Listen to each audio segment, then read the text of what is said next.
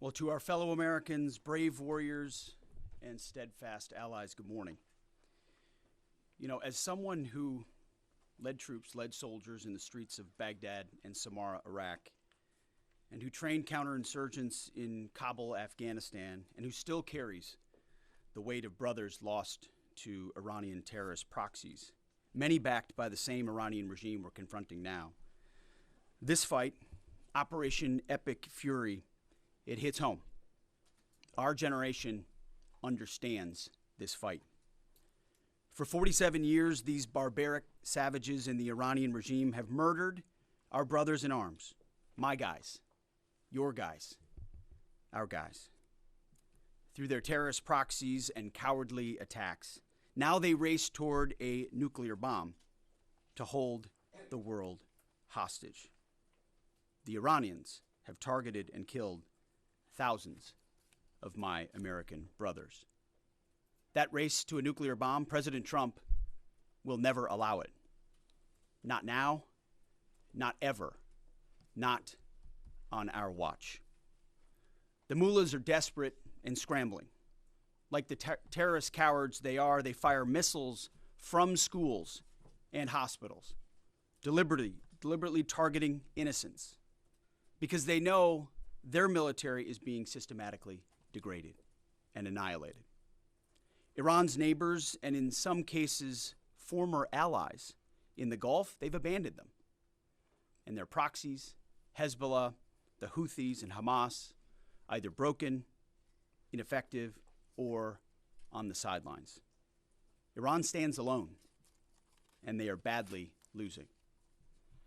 On day 10 of Operation Epic Fury, we are winning with an overwhelming and unrelenting focus on our objectives, which are the same as the day I gave my first briefing here on Operation Epic Fury. They're straightforward, and we are executing them with ruthless precision. One, destroy their missile stockpiles, their missile launchers, and their defense industrial base. Missiles and their ability to make them.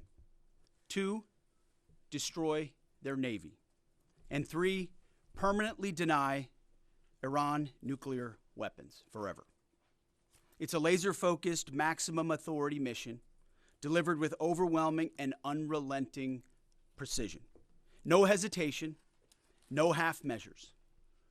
As President Trump declared yesterday, we're crushing the enemy in an overwhelming display of technical skill and military force. We will not relent until the enemy is totally and decisively defeated. But we do so on our timeline and at our choosing. For example, today will be yet again our most intense day of strikes inside Iran. The most fighters, the most bombers, the most strikes, intelligence more refined and better than ever. So that's on one hand. On the other hand, the last 24 hours have seen Iran fire the lowest number of missiles they've been capable of firing yet. Just the bifurcation, just the trend lines that we talked about on our first briefing. You see, this is not 2003. This is not endless nation building under those types of quagmires we saw under Bush or Obama. It's not even close. Our generation of soldier will not let that happen again, and nor will this president, who very clearly ran against those kinds of never-ending, nebulously scoped missions. Those days are dead. Instead, we're winning decisively with brutal efficiency, total air dominance, and an unbreakable will to accomplish the president's objectives on our timeline. We stay locked on the target because here at the Department of War, that's our job. Now, the chairman and I, having just returned from Dover last night, our troops and their families and the enormous sacrifice that they make is certainly heavy on my mind. So I'll close with scripture, drawing strength from Psalm 144. Blessed be the Lord, my rock, who trains my hands for war and my fingers for battle. He is my loving God and my fortress, my stronghold and my deliverer, my shield in whom I take refuge. May the Lord grant unyielding strength and refuge to our warriors, unbreakable protection to them and our homeland, and total victory over those who seek to harm them. And amen. God bless our troops and this mission. Mr. Chairman, over to you. Thank you, Mr. Secretary, and good morning, everyone, and thank you for being here. I'm here today to continue the updates to the American people and to those in the room on Operation Epic Fury. First, let me start with honoring our fallen. As the Secretary said, on Saturday and again last night at Dover Air Force Base in Delaware, our nation's leaders honored our returning fallen as they arrived home for their final time. Last week I shared a few of the names, and today I want to share the rest. Major Jeffrey O'Brien and Chief Warrant Officer 3 Robert Marzan were the final two fallen to return home and members of the U.S. Army Reserve's 103rd Sustainment Command out of Des Moines, Iowa. Last night, as the news has been reporting, we honored the return of Staff Sergeant Benjamin Pennington of the U.S. Army's 1st Space Brigade from Fort Carson, Colorado. When I met Ben's family last night, his mom, his dad, and his sister, they showed me a drawing that Ben had made when he was in kindergarten. It was clear all the way back then that Ben wanted to do one thing in his life, and he wanted to serve his country and be a soldier. And to the Penningtons, just know how Ben was absolutely a great one. And finally, Major Sorfleet Davies, who returned home this weekend after sadly passing away from a medical condition while on duty in Kuwait. We welcome him home as well and mourn with his family. To the families and the families of all of our fallen, we share in your profound grief. The Joint Force remains eternally grateful for your sacrifice and the gift of a great example that your service members have given all of us. I want you to know that their names will never be forgotten, and you and your family are part of our Joint Force family forever. Let me talk a little bit about the progress thus far, acknowledging that Admiral Cooper will likely continue to give updates from CENTCOM. As the Secretary said, we're in the 10th, moving into the 11th day of Operation Epic Fury. The Joint Force remains focused on 3 military objectives: continue to destroy Iranian ballistic missiles and drone capability in order to prevent attacks on the U.S. and others throughout the region. And this means attacking launch sites, command and control nodes, stockpiles before they can threaten our personnel, our facilities, and our partners. Second, we continue to strike the Iranian Navy and their capabilities in order to do things like sustain movement through the Straits of Hormuz. And third, we continue to start working on and going deeper into Iran's military and industrial base in order to prevent the regime from being able to attack Americans, our interests, and our partners for years to come and project power outside their borders. This means servicing production facilities, research and development sites, and infrastructure. Let me turn to the map. We're going to try digital today to prevent laser injury. Since our last update, CENTCOM continues to make progress across the southern flank. To date, they've struck more than 5,000 targets. U.S. Strategic Command bombers recently dropped dozens of 2,000-pound GPS penetrating weapons on deeply buried missile launchers across the southern flank. We also have struck several one-way drone factories to get at the heart of their autonomous capability. And of course, alongside our regional partners along the southern flank, continue to execute intercepts against one-way attack drones using fighters and attack helicopters. Our strikes mean we've made significant progress in reducing the number of missile and drone attacks out of Iran.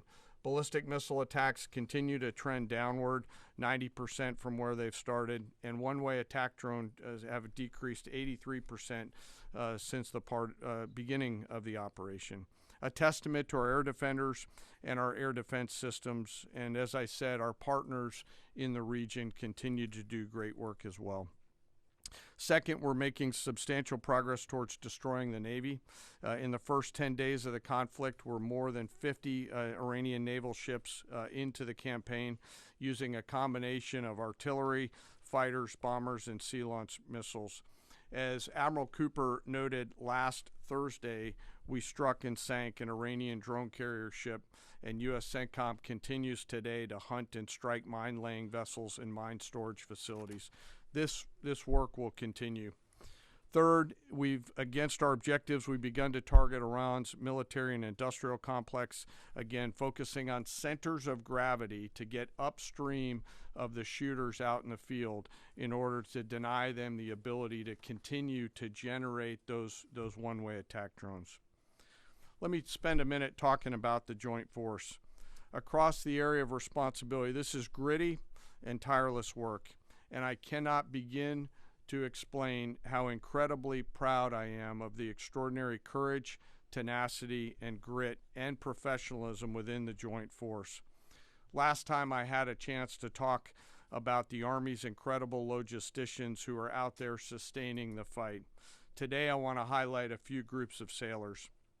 First, I want to thank the men and women of the Ford Carrier Strike Group and their families, and let all of them know how grateful I am for their leadership and service.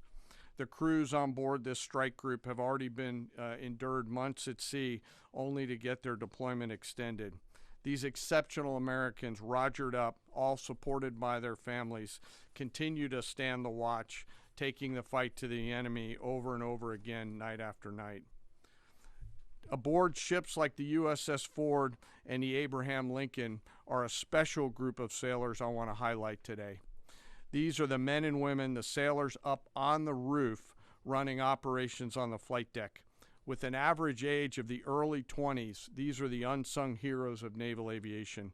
These young sailors, known for wearing yellow shirts, are in charge of the catapults, taxiing jets around on the flight deck, shooting jets off the front end, and recovering jets off the back end. They are literally involved with every single movement on the roof on an aircraft carrier. They are the last ones that a naval aviator sees before getting shot off the front end, and the first one that a naval aviator sees after safely trapping on the back end. And just for a minute, imagine you're standing on that aircraft carrier flight deck. There's 30 knots of wind in your face. The deck is slippery, covered in grease. It's noisy. There are propellers spinning. There's jet blast everywhere. The helicopters are running. Your head is on a swivel, and you're trying to direct a multi-million-dollar fighter into a 1-foot square box so that those naval aviators can be shot off into the black of night to go do America's work. Those jets are fully loaded with missiles and bombs, and they are a world-class team combined with the naval aviation and the aviators in those jets. This beautiful symphony of American spirit is the definition of perfectly organized chaos. And these crews do it every single time the carrier is at work. Oh, by the way, in the middle of the night and oftentimes in the pouring rain. These are dedicated young people who take the road less traveled to serve their great nation, doing the deeds that we need them to do. America's enlisted force is the pride of every nation's military, certainly ours, and the envy of every other one as well. Each and every one of them out there across the joint force are extraordinary, and in particular today I want to highlight the yellow shirts. Ladies and gentlemen, our work continues. It'll continue to be difficult. I ask every American to keep our deployed force and their families in our thoughts. Combat deployments can be tough on the force and the families, and it's important that we continue to remember that. I remain deeply humbled by the 2.8 million members of the Joint Force, and I'll end where I started, and that's remembering our fallen and their families whose sacrifice will be felt forever. And with that, I'll take some questions with the Secretary. A beautiful symphony of American spirit. Well said, Mr. Chairman. Thanks, sir. And I will just note that no other country in the world is capable of executing what the chairman just described, day after day, night after night, unrelenting. Well said. Thank you. Yes, sir. Alexandra Ingersoll, One America News. You talked talked, Mr. Secretary, you talked at the conference in Florida on Thursday that there was a 90% missile capabilities degradation and 83% drone degradation, and I know the chairman just repeated those numbers. We've seen the most amount of fighting these past 5 days. Is there any update to those percentages? And also, are you able to give any quantification of degradation to the enemy's nuclear capabilities yet? What those numbers represent is a persistent low ability to respond, which is what we're looking for, right? It's if the enemy can simply wait and then project power, that's problematic. And we've seen some spurts here or there, but ultimately the trend lines, if you look at the charts that we look at every day, have gone like this down to a flat. It doesn't mean they won't be able to project. It doesn't mean our air defenders still don't have to defend. They do, but that is strong evidence of degradation, along with the battle damage assessment that the Joint Staff does, which takes time. You've got to look at imagery and recognize whether something's been simply degraded or it's been destroyed, or whether an underground facility has been collapsed or completely obliterated. So there's differences in how you evaluate that, but the numbers staying that low is a demonstration of the efficacy for sure. Yeah, Ryan. Thanks, Mr. Secretary. There's been reports that the new leader of Iran has been wounded. Do you know if this is true and what his condition is? And then another one, President Trump said he had a really good call with President Putin yesterday. Will Russia be aiding us in this conflict, and can you share anything on that? Well, the president, as I've said before, maintains strong relationships with world leaders, which creates opportunities and options for us in very dynamic ways. So the president said it was a good call. I was not on it, but those that were said it was a strong call, reaffirming hopefully the opportunity for some peace in Russia-Ukraine, and also a recognition that as it pertains to this conflict, they should not be involved. The first question was? On the new leader of Iran, there's reports that he's been wounded. Oh, the new leader of Iran. He would be wise to heed the words of our president, which is to not pursue nuclear weapons and come out and state as such. As far as his status, that's not something I can comment on right now. Yeah, right here. Correct. Mr. Secretary, Eric Schmidt with the New York Times. A question for you first. Last week you talked about this being the beginnings of an air campaign that could last 3 to 8 weeks. Can you give us your assessment on where we are now? And Mr. Chairman, in any conflict, the enemy or the adversary adapts to the tactics it faces. Can you talk about the most challenging adaptation the Iranian military has made to the U.S. military? What challenges are you facing most right now? Thank you. I appreciate the question. Where we are is in a very strong place, giving the President of the United States maximum options. And from the beginning, from this podium, we haven't stated how long it will take. Our will is endless. Ultimately, the President gets to determine the end state of those objectives, right? But what he's said continually, and I want the American people to understand, is this is not endless. It's not protracted. We're not allowing mission creep. The President has set a very specific mission to accomplish. And our job is to unrelentingly deliver that. Now, he gets to control the throttle. He's the one deciding, he's the one elected on behalf of the American people when we're achieving those particular objectives. And so it's not for me to posit whether it's the beginning, the middle, or the end. That's his, and he'll continue to communicate that. What we serve him as is we give him updates on a daily basis of exactly where we are so he can make that determination on the throttle. Mr. Chairman. Thank you for the question on adaptation. As you're right, no plan survives first contact with the enemy or Murphy. They're adapting, as are we. Of course, we have very entrepreneurial warfighters out there. I'd rather not, for operational security reasons, tell them what's working. So I'm not a not answer that question based on that. But we are watching what they're doing, and we are adapting faster than they are. Are they more formidable than you anticipated, General?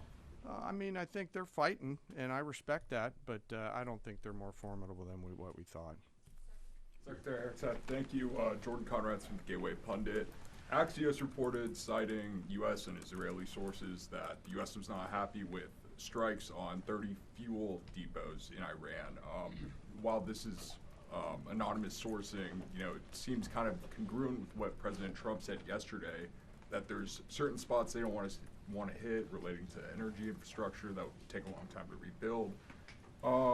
And whether this reporting is true or not, what's your message to Americans, those who supported the president and those who aren't really in favor of this war and who worry that Israel might be taking advantage of the U.S.'s backing?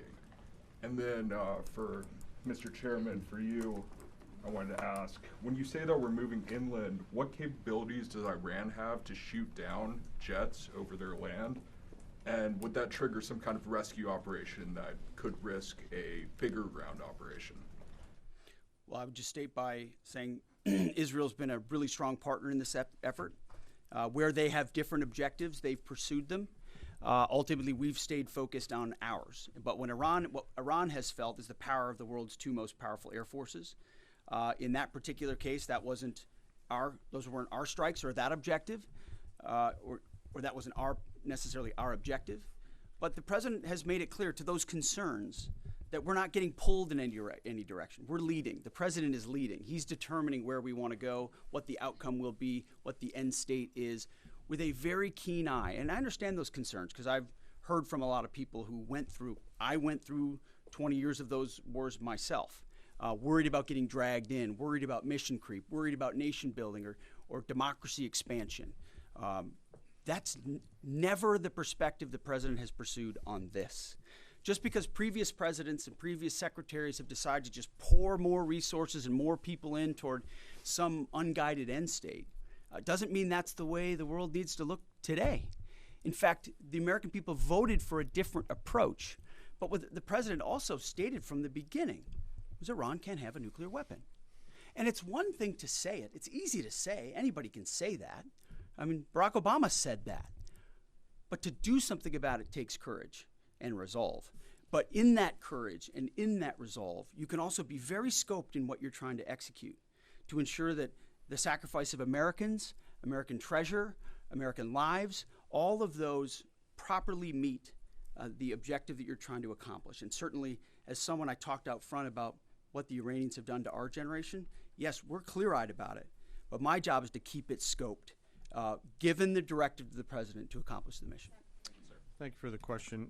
Most of their higher-end surface-to-air missile systems are not factors at this point in time. We're able to move around fighters that are moving deeper with relative impunity. Always some risk out there. I don't want to say that there isn't, and we'll always maintain and retain capability of doing search and rescue type of things. But I don't want to get into the details. But thank you for the question. Shelley. Thanks, Mr. Secretary. President Trump told our team on the ground early this morning that the thing that has surprised him the most during the course of this operation so far has been the Iranian regime attacking countries that are not attacking them. I'm curious if that surprised you as well. And General, curious if you were open to the possibility of escorting vessels through the Strait of Hormuz, and if you could describe some of the challenges of doing so. Big mistake by the Iranian regime to start targeting its neighbors right away, exposing who they are and what they're all about, indiscriminate targeting, flailing recklessly at the beginning. I can't say that we anticipated necessarily that's exactly how they would react, but we knew it was a possibility. And I think it was a demonstration of the desperation of that regime then and that regime now, that they still think their pathway out is to try to alienate their Arab partners even more, who've instead decided to come to us and have been willing to go on the offense, have been giving us access, spacing, and overflight in a new partnership that will continue to remake the region the way that President Trump did with the Abraham Accords. So you're pushing those countries in our direction to support this effort, further alienating Iran. And I think it's worth underscoring. I see in the media banners that say, war expanding or war spread. It's actually the opposite. It's actually quite contained, and more of those countries are coming on side, recognizing that you can't live under a conventional umbrella with nuclear ambitions with a radical regime like that. Again, properly scoping the objectives in the process. And then you want to talk about the Strait? Sure. On the potential, if tasked to escort, we'll look at the range of options to set the military conditions to be able to do that. And then, like we always do with every potential mission, come to the Secretary and the President with both what are the resources required, what is the command and control required, and what are the risks, and how do we mitigate those risks. So we're looking at a range of options there, and we'll figure out how to solve problems as they come to us. But I would reiterate also to add to what the chairman said, the truth the president posted last night about that, saying if Iran does anything to stop the flow of oil within the Strait of Hormuz, they will be hit by the United States of America 20 times harder than they have been hit thus far. He goes on to say, death, fire, and fury will rain upon them. You've seen the truth and read it. But he takes very seriously the condition of that straits. We have capabilities that no other nation on earth has, and we're certainly working with our energy partners across the administration to control for that. That's part of that scoping of this. The world needs to understand this doesn't have, this isn't intended to be, nor is it something that will expand. We know exactly what we're attempting to achieve here, scoped properly, and the American people can count on that for sure. Thank you so much, Secretary Hegseth. President Trump has long said that he wants to minimize the loss of life in war, which wherever it occurs in whatever country, which so many people obviously appreciate. Can you detail the specific measures the Pentagon is taking to minimize civilian casualties and strikes inside Iran? And secondarily, is the Pentagon prioritizing replenishment of precision-guided munitions, long-ranged strike weapons, or air defense interceptors? And can you share any details on which systems are being prioritized? Yeah, seeing it from the inside every single day, including this, no nation takes more precautions to ensure there's never targeting of civilians than the United States of America. From the boat strikes in the Caribbean, where every single strike is assessed to this campaign here, no nation in the history of warfare has ever attempted in every way possible to avoid civilian casualties. And frankly, that's a point that just isn't appreciated enough. Where things happen that need to be investigated, we will investigate. To the question shouted in the back, that it's not open source is not the place to determine what did or did not happen. We take things very, very seriously and investigate them thoroughly, which takes time, and which is why it does take time. But ultimately, unlike Iran, who targets civilians indiscriminately, who we've seen in the intel moving rocket launchers into civilian neighborhoods, near schools, near hospitals, to try to prevent our ability to strike. That's how they operate. And then they set the targeting of drones and missiles toward civilian targets, hospitals, hotels, airports. CENTCOM's been very good about putting that information out. That's how terrorist regimes fight. They target civilians. We do not. And I can tell you this administration and this Pentagon focuses on that very, very closely. Go ahead, right here. Sir, this morning the Iranian government is saying a lot. They continue to say they're prepared for a long war.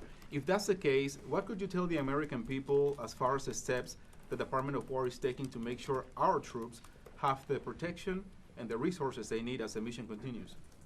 I think there's one thing I can sleep quietly at night knowing is that we're giving every resource humanly possible to our troops on the front lines to ensure they're protected. In fact, as I said in that first press briefing, even before we set the offense, we set the defense. We made sure we had the ability to defend, and then we moved as many Americans off the bases and into other places as possible. So as this progresses, the chairman, or the question was asked of the chairman about how the enemy adapts.